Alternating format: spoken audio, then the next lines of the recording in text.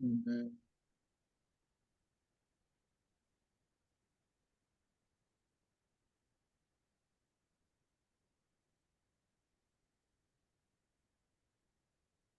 okay. Um,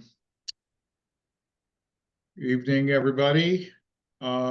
So we'll pick up with Pirkei Avot, chapter 1, Mishnah 17, and just sort of to situate this historically. So last week we looked at sayings attributed to Hillel and Shammai, and I mentioned that they were the last of the zugot, the last of the pairs. So coming down for several generations, you had two sages who were like prominent in each generation, and now we're moving towards a sort of more formalized structure where so Rabban Gamliel is the son of Hillel, and then you're going to see his son Shimon, and so on and so forth for a while, as you'll see. Okay, so Rabban Gamliel Haya Omer. So Rabban Gamliel used to say, this was a saying of his, a favorite saying of his, Aseh lecha Rav. So get a teacher for yourself. And the word here is Rav. And I have to say that, I mean, most of you guys know me well enough that one of my favorite hobby horses is um, what I consider like a commonly accepted mistranslation. And if I had a nickel for every time I heard the phrase rabbi means teacher, um, I would have a bunch of nickels. Um, and in general, I do not like the statement that rabbi means teacher, because it doesn't. It's a whole different thing. But here, yeah, it really does mean teacher, but teacher in the sense of like a master and disciple relationship, right? So more almost like a rebbe, even though that's an anachronistic term. Okay, so appoint for yourself a teacher, and this really is, I think, once again, aimed at that sort of professional class of rabbi slash judges slash lawyers. V'histalek min hasafek, and avoid or run away from doubt. In other words, if you have a rabbi, um, you will be far, you will be remote, you will not have doubt. Why won't you have doubt? Because you'll just follow the rulings of your rabbi. All right, doesn't mean your rabbi might not have doubt, but you'll follow the rulings of your rabbi, and there you have it. The Rabbi, all, yeah, go ahead. excuse me, Sure, but sure, can sure. you enlarge the page that we're seeing right now? You had been Yes, able to do it. yeah, better. No, No, it's it the, got bigger on my screen. Um, Toby, thank you. I thought it was me. pardon okay, me. That's a all little right. better. All right. I mean, it's now. I mean, it's zoomed to like 120% rather than 100%. I don't So, know if there's anything I can do. It's since um, your screen, it's your. yeah. I mean, I'll give it one more. But any bigger than this, it'll start. Oh, hold on. Now I've done it. Any bigger than this, it's going to start running off. I did it again. Because we're seeing you on the same screen as the page. Okay. Hold on a second. I can fix I this. don't see anything but everybody. I don't see anything. I don't see All right. anything. Hold on. All right. I'm going to try and fix this. Okay. Okay.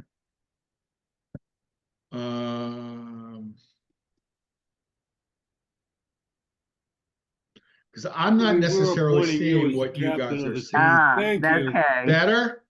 Yes. Perfect. Great. Okay. All right. So, and then the third part of his saying, Va'al tarbe le'eser omadot. Okay, do not make a habit of tithing by guesswork. Okay. I'm going to assume that this is not something that any of us are guilty of, tithing by guesswork. But you had to tithe a certain percentage of your crop, 10%, really, and you should measure it out and not just sort of guess. I mean, this is not the most relevant things for us, but one thing, as somebody who likes history, from this statement, you can tell what? The temple was still standing, right? This is before the destruction of the temple, right? Because people were not bringing tithes to the temple once the temple was destroyed. Now, this stuff, by the way, does not mean that the obligation to tithe no longer exists. And one of the things you will find in the Orthodox community is that people still most definitely tithe. There, and there will be discussions within that community as to whether whether your tithe money can be used for this thing or that thing. Like, right? I mean, again, and I'm going to do my best not to get bogged down. Okay. And I'm the one who bogs me down. It's not you. But, right, supporting Torah study is a mitzvah. Absolutely. Right. You can use your tithe, and the word is maaser. It's the same, this word here, laaser, right? Which is from the word eser, right? 10. So, can you, right? So if you make a donation to a yeshiva, you can definitely use your tithing money for that. Okay. Can you use your tithing money to pay your kids' tuition in that yeshiva? Right. And some rabbis would say yes, some would say no. I mean, and it's not a remote question, right? I mean, if you donate money to a day school, right, you decide tomorrow morning you get up and you write a check to the Charles E. Smith Jewish Day School. Absolutely tax deductible, right? Your kid goes to the Charles E. Smith Jewish Day School, right? Your tuition money is not tax deductible, right? Absolutely not, even though the school is using it, for the very same purposes, right? So in that sense, it's still relevant. Okay. Any questions or comments on this particular Mishnah? If not, we'll go on to the next one. So Mishnah 17, Shimon Beno, Shimon, the son of Rabban Gamliel, which means the grandson of Hillel. He used to say, Kol Yamai Gadalti Ben HaHachamim, Velo Matzati Leguf Tov El Eshtika. All right, all my days I grew up among the sages, right? Because his grandfather was Hillel, his father was Rabban Gamliel. And by the way, Rabban means at this point, right? What's the difference between rabbi or Rav and Rabban? So Rabban is Aramaic. Rabban means our rabbi, but it's the title for the head of the Sanhedrin, the head of the academy. Okay, so Rabbi Shimon, right, is the grandson of Hillel, the son of the head of the academy. And he says, all of my days I grew up among the sages, and I have not found anything better for a person than silence. Okay? He would have made a great Trappist or Benedictine, right? I mean, right? Silence is good for you. And by the way, I had a little bit more time this week. I looked at Bartanura's commentary on this, and Bartanura says that, because what does it mean? I have not found anything better for a person than silence. Okay. And Bartanura says this means that you should sit there and when people are insulting you, don't speak up for yourself, right? Let yourself be insulted because the character trait of humility is a very beneficial character trait. Okay, so obviously, so what do we know from this about Rabbi Shimon? He didn't live in the greater DC area. That's for sure. Okay. Velo hamidrash hu ikar ela hamaaseh. It is not, all right, so the teaching, I mean, lo hamidrash, midrash is a word that we know, right? And Beit Midrash is a house of study. So it's not the study, it could also be the teaching, but the point is either one, it's not the study or the teaching that's important, but rather the doing. Okay, and I have to tell you, this was the statement around which I crafted the eulogy that I gave for my dad. Okay, because my dad was a person of few words.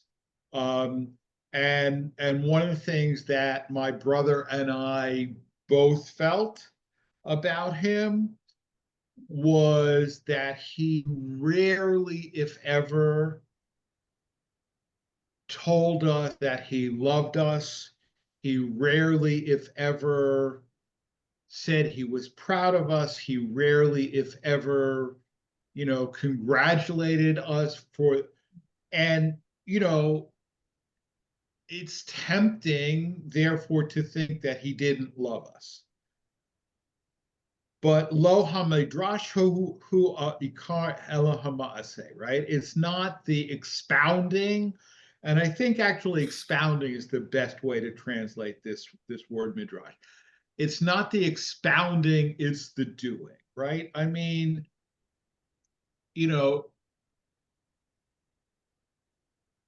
would I have liked it if he said more? Yes, but by his actions, he showed that he loved us, right? And by his actions, he showed that he loved all of the people, for whom he had a responsibility. So lo hamidrash ha'ikar ela hamaseh is a very, very well-known rabbinic statement.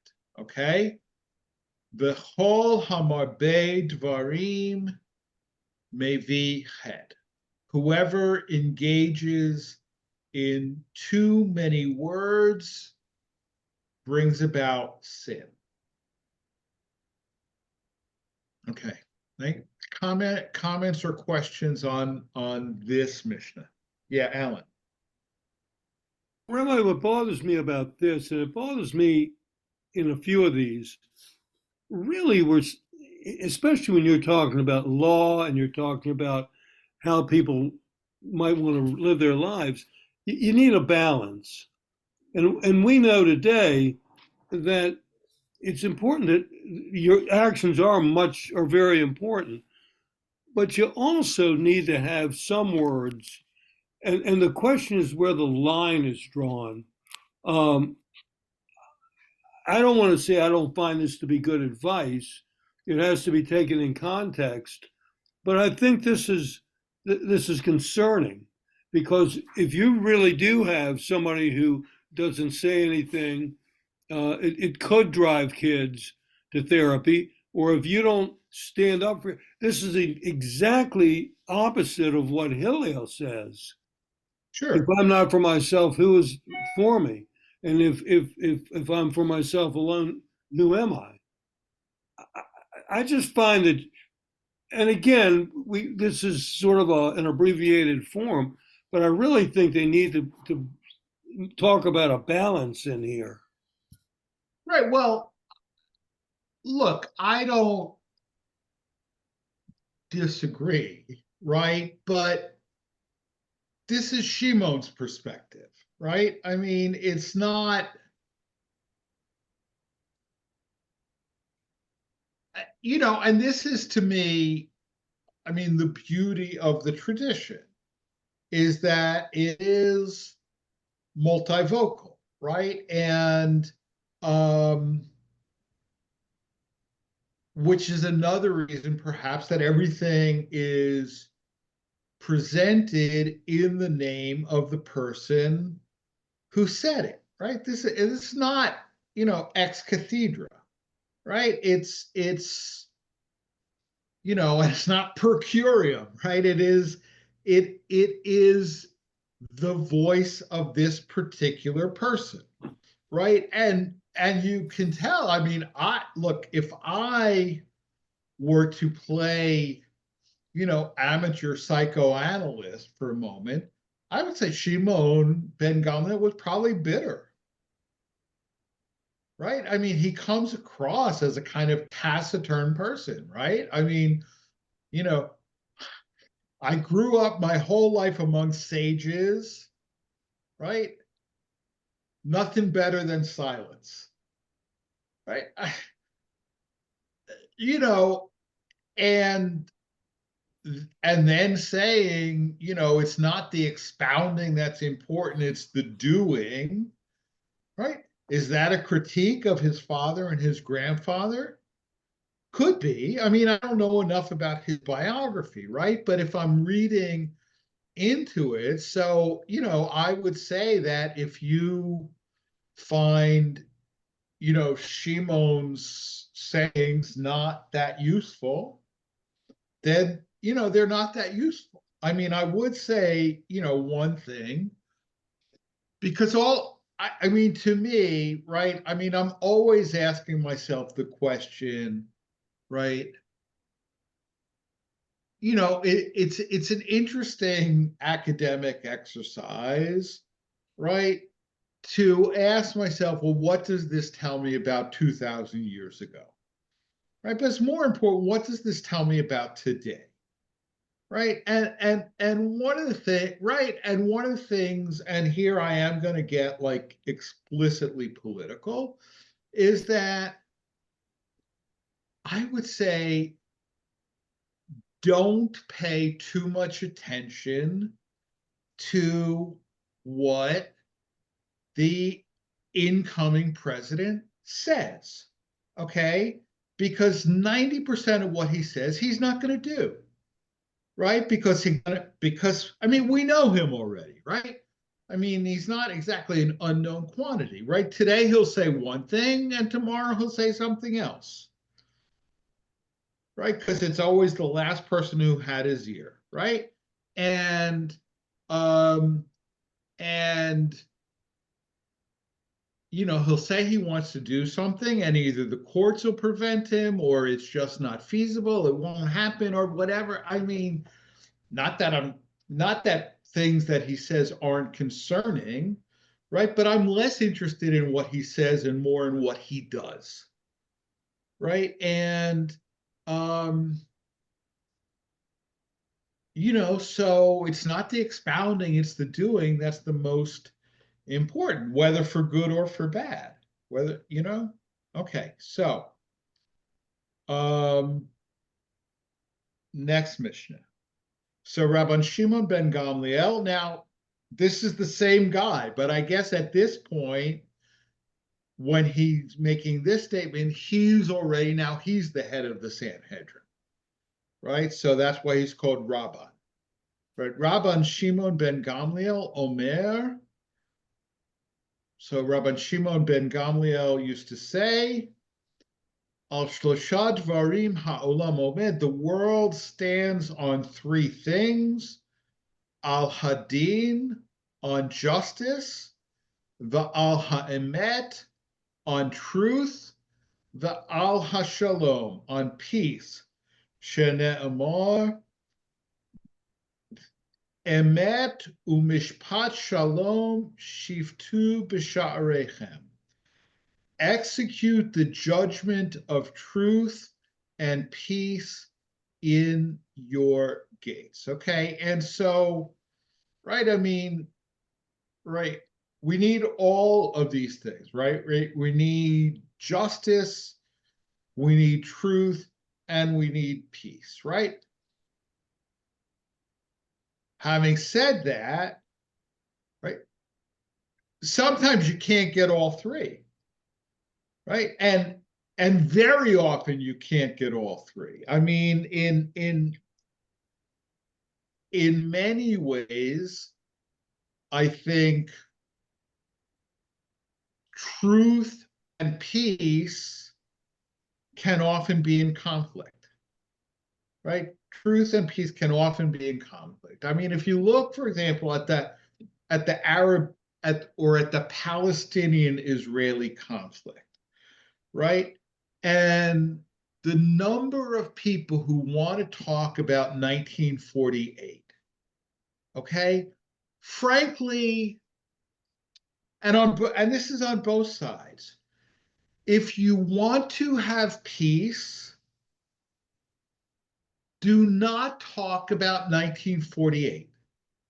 I just don't. It's not, I mean, you will never convince the majority of the Arab world that the creation of the state of Israel was not a massive injustice. You'll never convince them. Never. And you will never convince the majority of Israelis that the Palestinians, that the Arabs, they were the ones who chose to flee in 1948, and we begged them to stay, and you know what? It doesn't matter. Okay. And I frankly don't care what an Arab thinks about what happened in 1948. If that person is willing to say, look, the creation of Israel was an injustice, the dismantling of Israel would also be an injustice, because no matter how Israel came into being, there's now an Israeli state, there's now an Israeli nation. And if we want peace, we have to acclimate, right? So in this conflict, truth and peace are at odds. And if you want peace, forget truth. And if you're going to insist on truth, you never have peace. Leslie, I see you. Go ahead, please.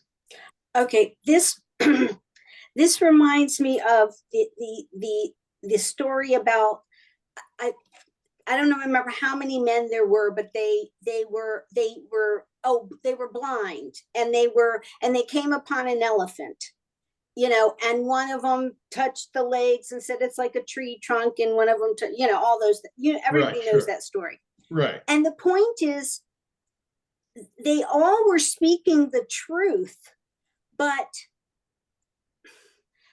there might not have been peace because they were only seeing part of the truth. Right. So this is what that reminded me of. Yeah, I can see that. Absolutely. Absolutely. Thank you for that. Anybody else? Yeah, Alan. Got to unmute. What I'm interested in is the context of the word peace. The peace that you're talking about is getting along with your neighbors, a non-warlike status. But peace also means an inner feeling, an inner an inner expression of being able to exist and to feel good about it. And I've just defined it poorly. But both of them are kind of connected. And I'm assuming that the peace he's talking about here is with your neighbors. But if he's talking about the peace that's it comes from meditation and from thought, more of the Buddhist type of idea of peace, that's very interesting. Yeah, I mean, yeah, look, I mean, I hadn't really thought about that. I mean, the word shalom, right? So the three-letter root shalem, right, means sort of fullness, right? So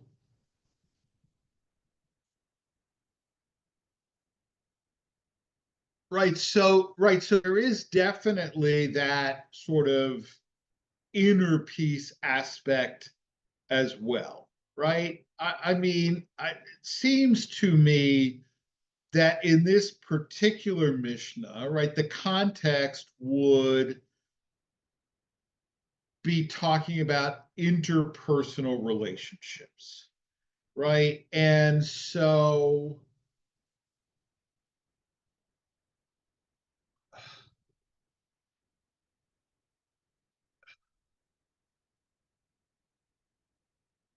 it's like,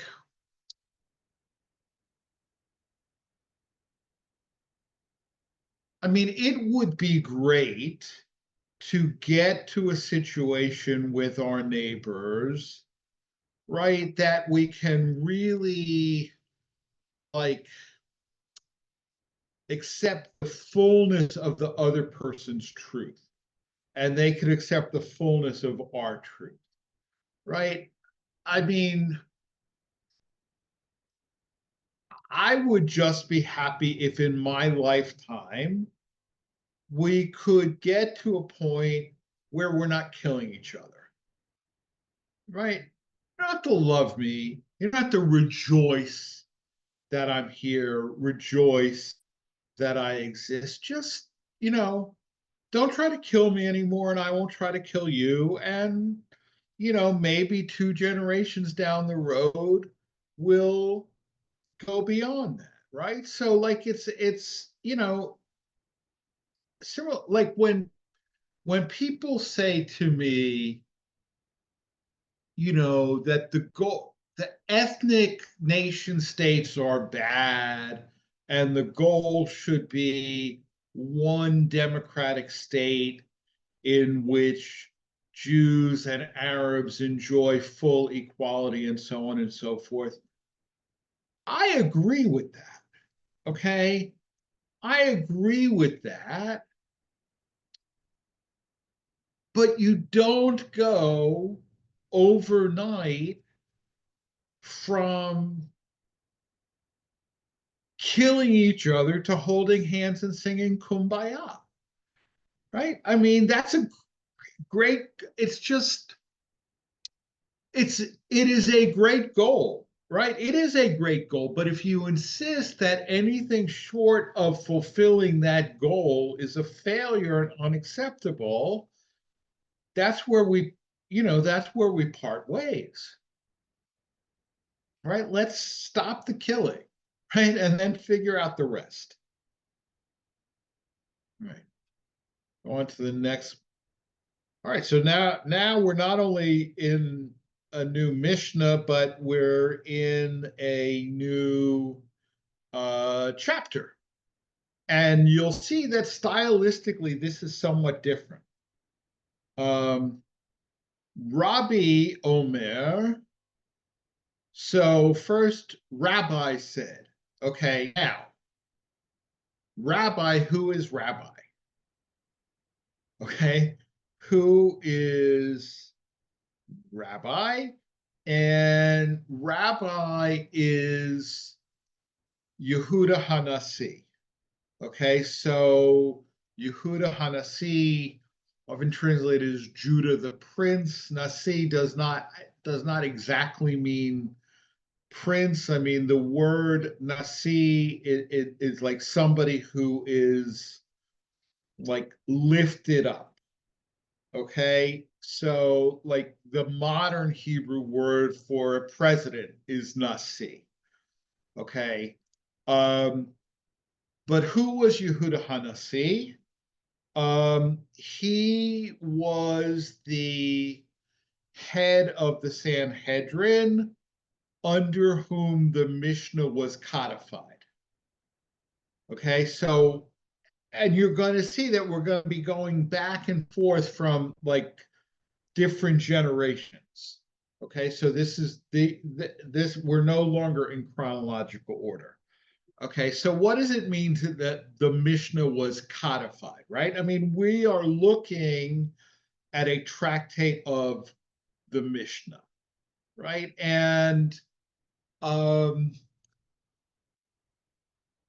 right, all of this material was handed down orally.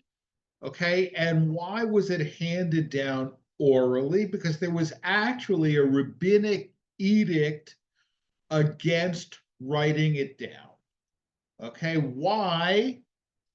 For fear that if you wrote down the oral law, it would supplant the written law, right? And people would study this rather than studying the Torah. Okay, so, and beyond that, I think that I'll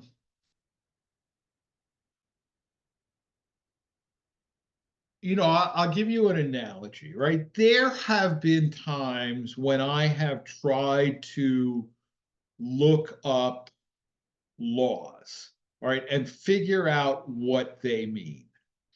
And very often, if you're not a lawyer, forget it. You can't understand what a law or a statute means, right? And I suspect that that is not accidental, right? That the lawyers don't want everybody with access to a law library or, LexisNexis or whatever. I don't need a lawyer. I can do this myself, right? In other words, it is professional literature that's written for professionals. And here I'm not picking on lawyers. The same is true of doctors. The same is true of accountants. And frankly, the same is true of rabbis. I mean, for a long time, and it became untenable, but for a long time, if any of you wanted to get a copy of a responsum from the Law Committee of Conservative Judaism, do you know how you could get that responsum? The only way to get it was to ask me. Okay, they were not published, they were not online. And if you wrote to the rabbinical assembly and said, please send me a copy of the responsum on da da da da da, they would say, no, these are not for lay people, these are for rabbis. Ask your rabbi. Okay. And it was frankly an attempt to, control access.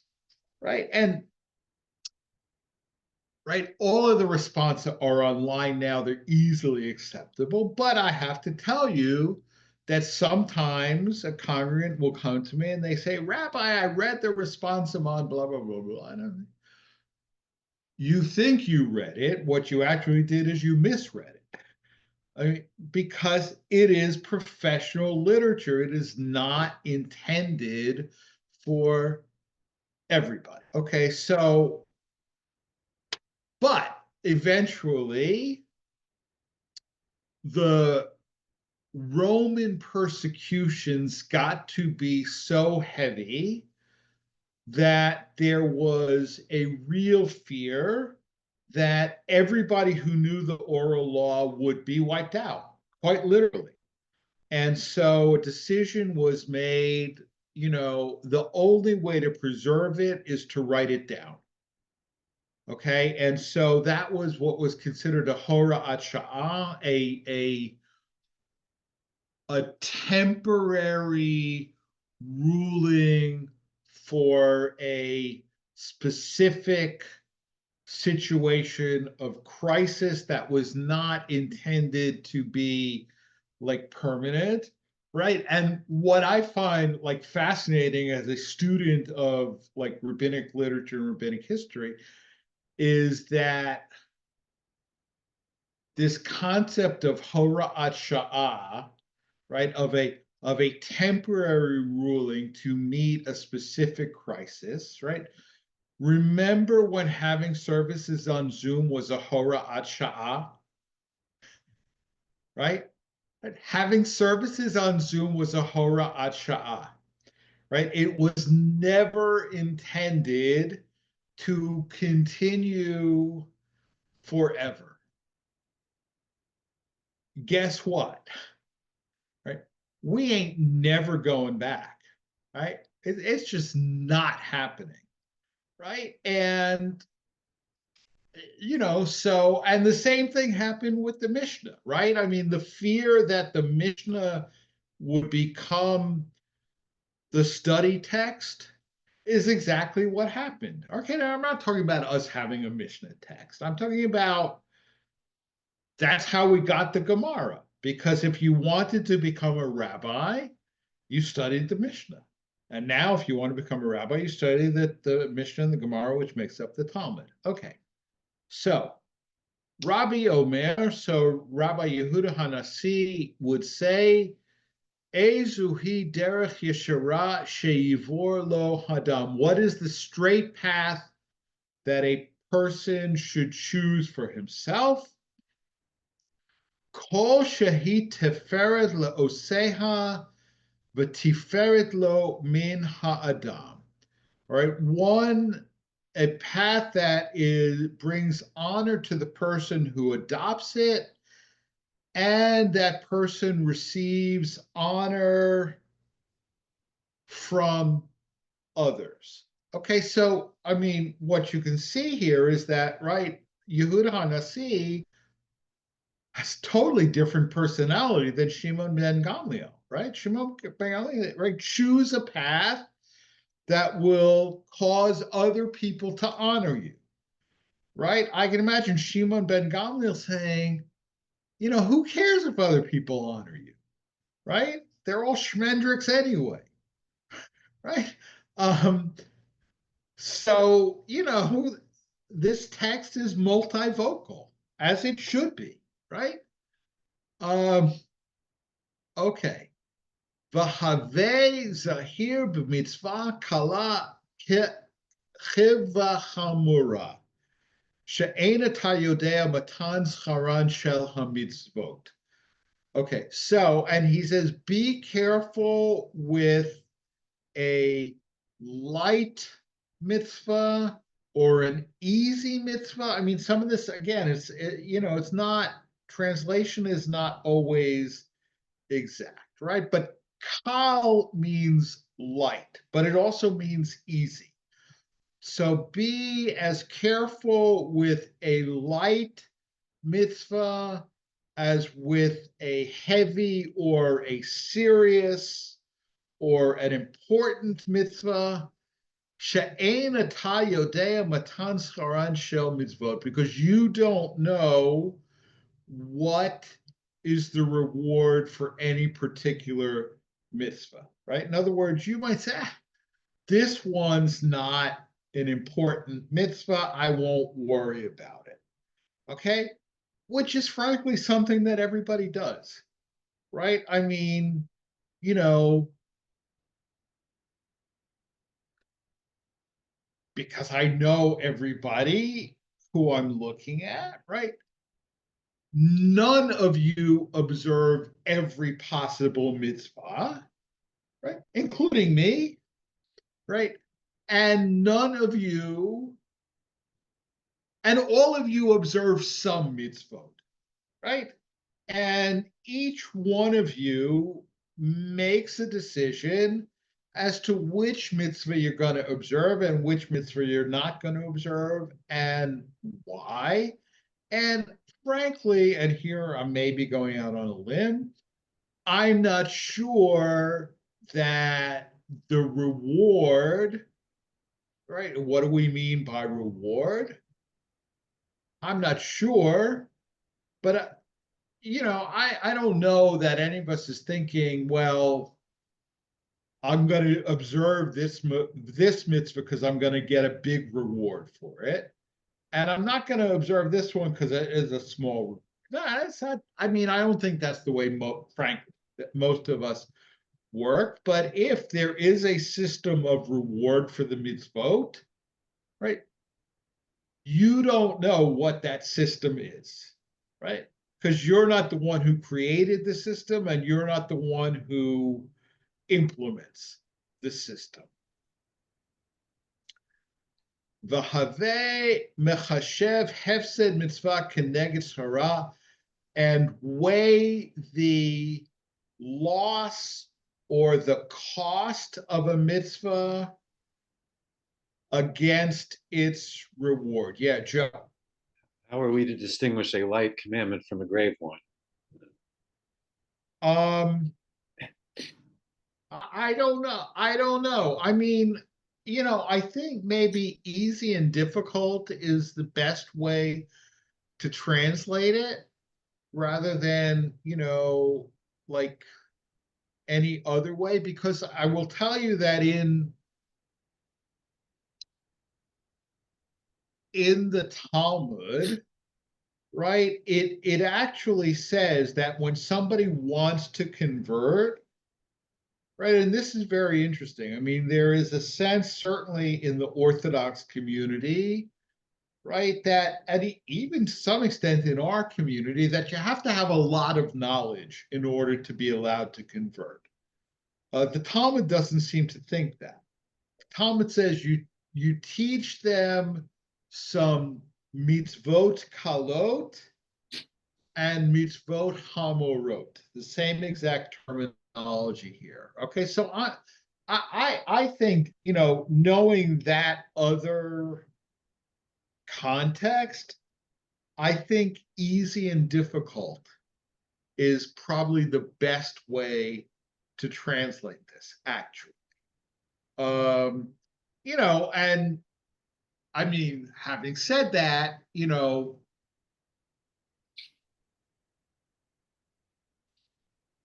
certain mitzvot might be easy for one person and difficult for another person. For example, I mean, Joe, when I meet you at 9 o'clock or 9:10, when you're the 9:10 person, right?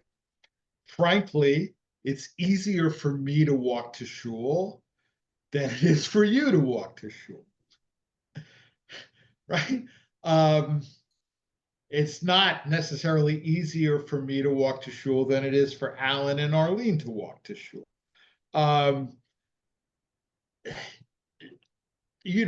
so, and I think, for example, I mean, if you've grown up keeping kosher your entire life, right? Then I will tell you, having not grown up keeping kosher, I still, sometimes fantasize about the taste of shrimp, right? If you never ate shrimp, it's probably not a big deal to not eat it. For me, it's actually a big deal, but I don't. But having said that, I don't, again, the reward for the particular mitzvah is not what really enters into my head. I mean, I do have, I guess, some, vague sense of why certain mitzvot are more important than others. But again, I mean,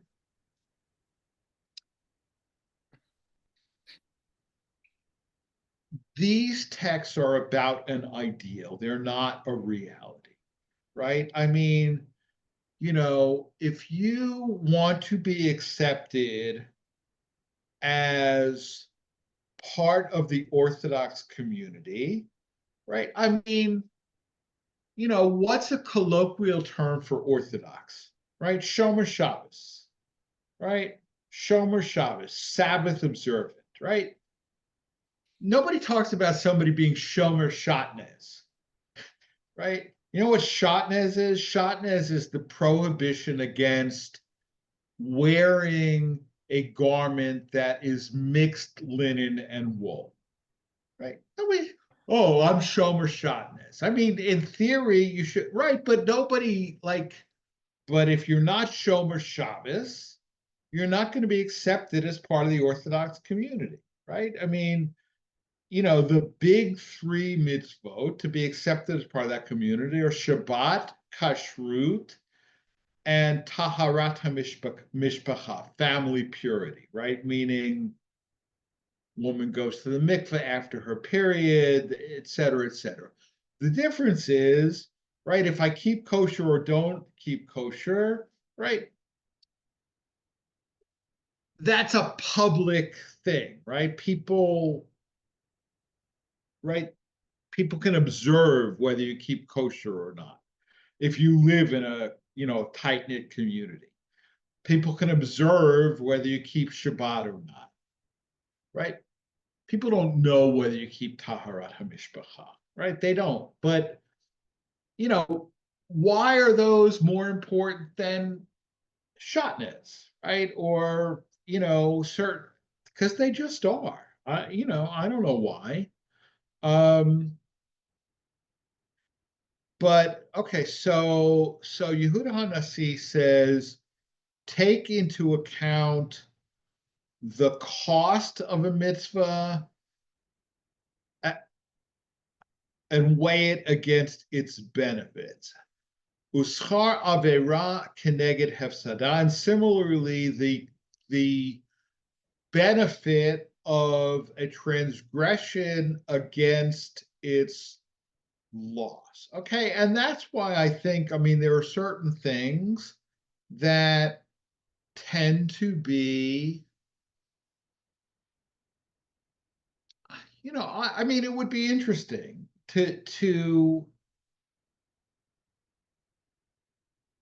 and there have been actually books, where sociologists interviewed Jews about, like, why do you keep this and not that, right? Why do you keep this and not that, right? To me, I mean, what are the criteria for observing one mitzvah and not another? One is that I find it, personally rewarding, or that I think in some way observing it contributes to the Jewish future, and failure to observe it is detrimental to the Jewish future. I mean, but I don't know how other people make those decisions. Okay. Yes, Sue.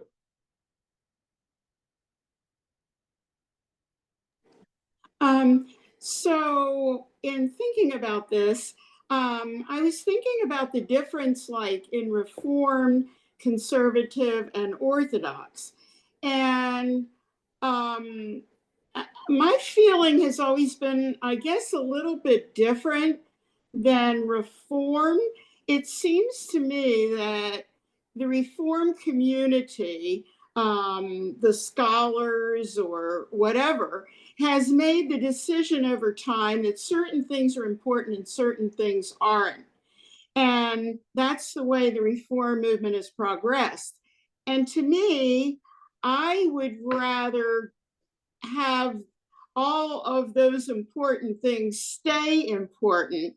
And then if I choose not to do it, I know that it's something that perhaps in the future I could try to achieve and try to do. Whereas the idea that a group is going to tell me that something is no longer important is a little bit disturbing to me. Like almost like, yes, they're scholars, but like, who are they that they have the right to say you don't need to do kosher anymore, or you don't need to, do things that are even the more prevalent,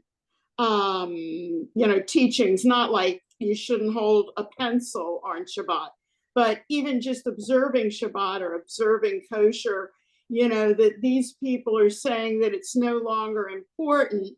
And my feeling is all like, who gave them the permission to do this? Why shouldn't it be something that's still around and still important?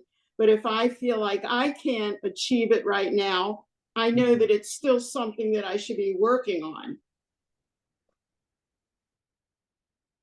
I mostly agree with you on that, and I've phrased it similarly. I mean, it's like, there is a phrase that Catholics use, called cafeteria Catholics, right? I'll have some of that and some of that and a little bit of that, but none of that, right? And we're all cafeteria Jews, right? We're all cafeteria Jews.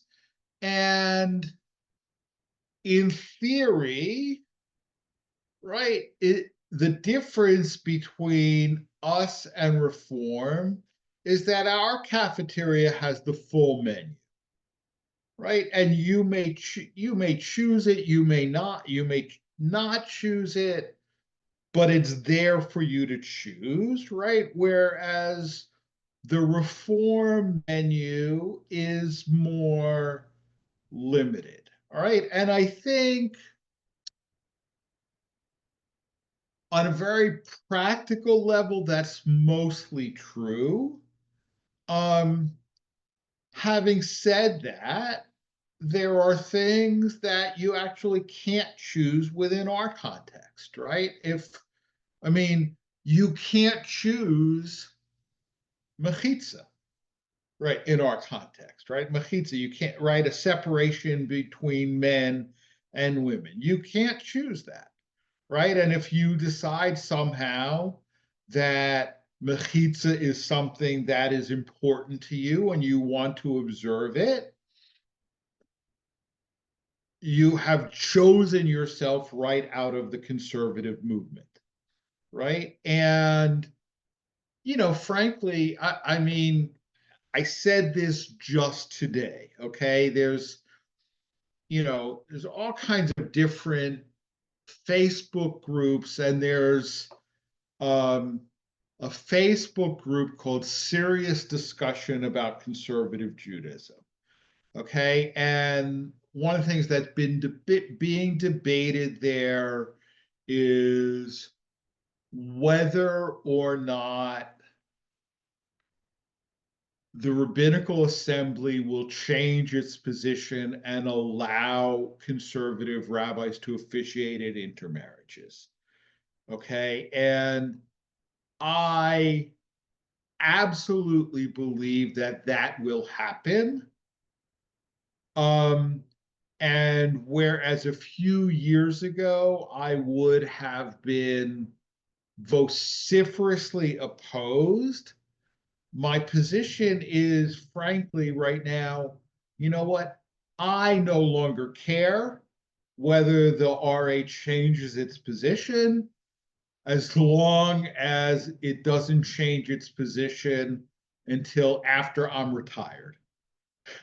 Okay. And the reason is that, I mean, if you ask me, right, in theory, do I think the prohibition should be maintained? I do. I think it should be maintained, right?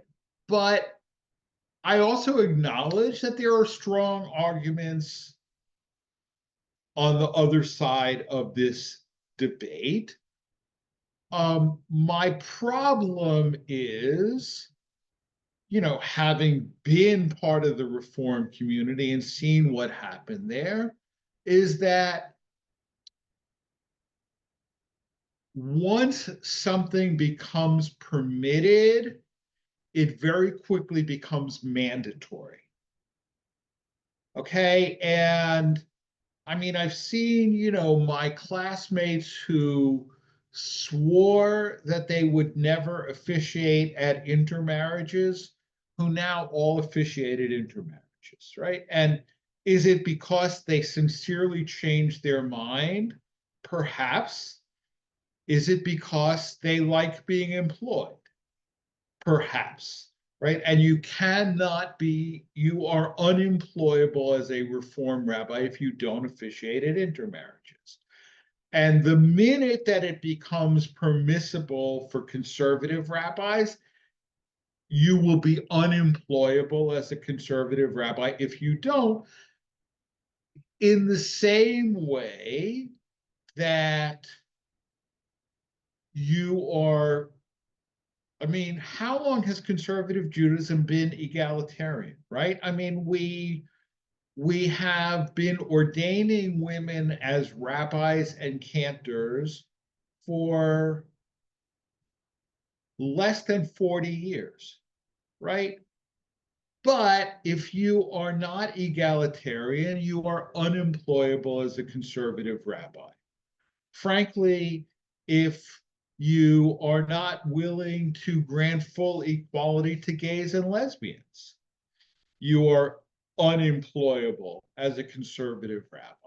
And why do I think that it's fine that you're unemployable if you're not egalitarian?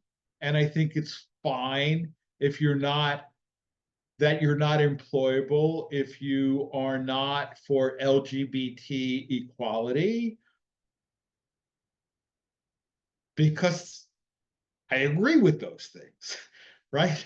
And I don't agree with officiating it. That's not really a basis, right? But the point being that we don't have the full menu either. There are certain choices that you cannot make within the conservative movement, right? Discriminating against women is a choice that you no longer can make. Discriminating against gays is a choice that practically you no longer can make.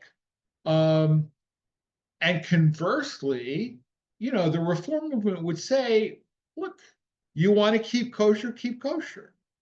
You want to observe Shabbos? Nobody's saying that you can't, but pragmatically, you really can't, right? I mean, when, a Reform temple has a Shabbos dinner and it's not kosher, right? And then you walk down the street, walk down the hall, and they're selling things on Shabbat.